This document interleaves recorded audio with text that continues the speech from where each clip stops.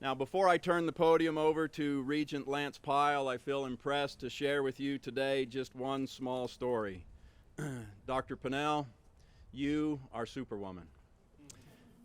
Not only is Dr. Pinnell a generous philanthropist beyond expectations, an exemplary educator, a renowned author, but I have also witnessed her on several occasions seek out the one person that needs individual help and support. Thank you. I will now turn time over to Board of Regent member Lance Pyle.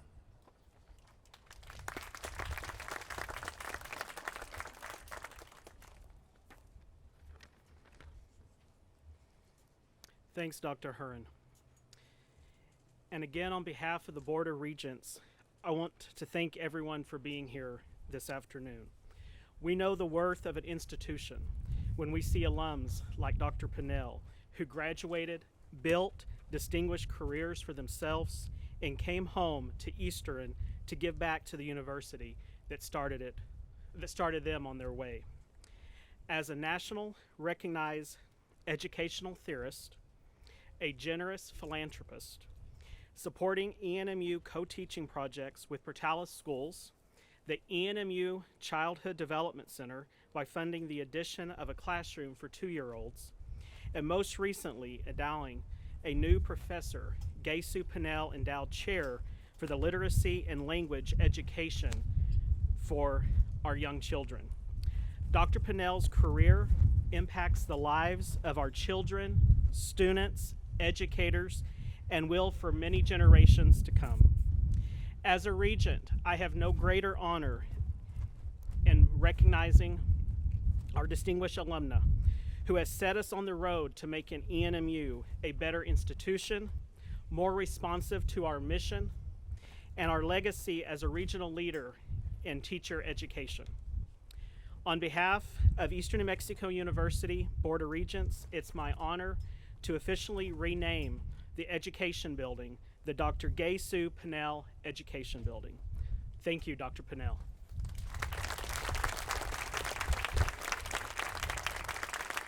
And if our Chancellor, Dr. Johnston.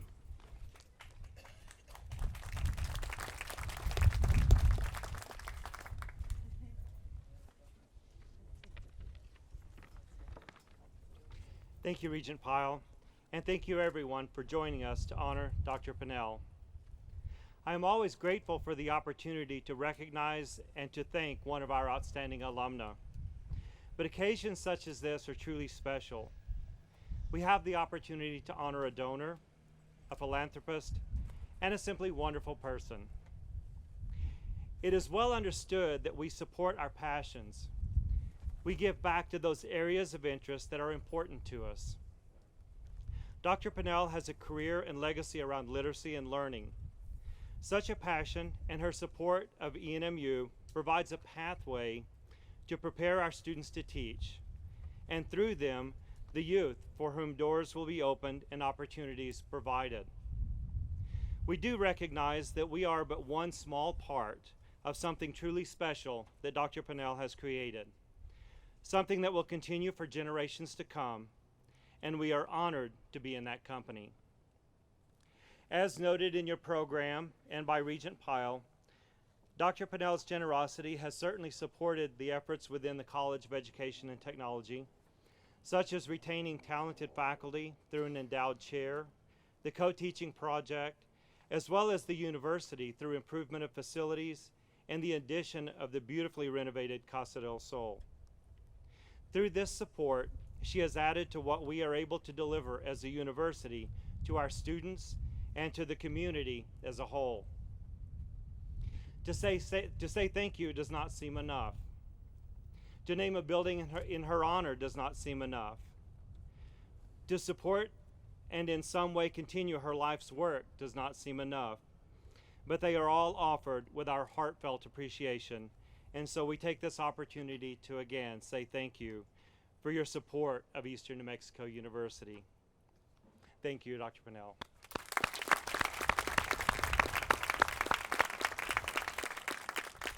And it is now my honor to invite Dr. Pinnell to the podium for comments.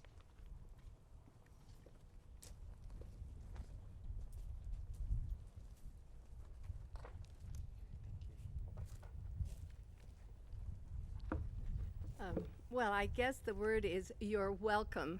You're very welcome. This is a place worth investing in. Last spring, when I was here speaking at the commencement, I fell down the steps of the Student Union building, so calling this an athletic injury, you know, broke my leg. And nevertheless, I was received graciously by the graduates and very proud to be here at that time. And I'm even, of course, prouder to be here today. This is kind of a coming full circle to me. My lifelong friends, Judy Vance Kroom and Fosteline Kolbicki Talley, I got the names. We were in high school here, know each other well, cruised around this campus before we were college students, but it never bothered, we didn't have the anxiety because we knew we could go right down the road and enroll in a place that would be fun to be, which we did a lot of playing around, but a place where we could get an education that we could afford and that would see us well for the rest of our lives. And that's been true for all of us. And I think it's still that way. This is a place that you can, without worrying so terribly much about student loans and scholarships, and it's a place where you can get a quality education that kids can afford, and I think that's really important today. So I was very glad to see the graduates in education and other areas last spring, and it's wonderful to see some of you very young ones here ready to go out there, because you're the ones that are shaping the future and doing the work. Now, at the same time we hit campus, the education building was made up of 4 barracks buildings put together in what we called the quadrangle. And that seemed quite normal to us at that point in time. And then my father taught here in education. He moved into what was called the new education building, which of course over the course of time became the old education building. And so now this is the new one, and it has my name and my mother's name and his name all up there. It's kind of overwhelming. I'll try to live up to it, but I'm very pleased to be here. And I thank my co-author, Irene Fountas, who has helped me make a contribution of value to education. And her brother, who is my brother, Paul, surprised us by coming in at 1 this morning and appeared at my door right after I jumped out of the shower with almost nothing on to surprise me, and I really appreciate that. So, special is Shirley Wallman, known to almost everybody here, who was my boss and teacher for the 2 years I taught at the university preschool at a little old house where the floors sloped. And we cooked the children's lunch in the little kitchen. And now you have the most beautiful child development center that's a pleasure to go in and watch and see.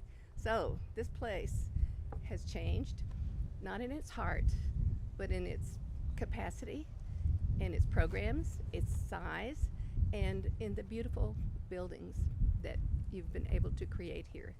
Congratulations to all of you. I hope you feel an ownership for this place and a loyalty, and that it plays a part in your life that's special, as it has in mine. Thank you.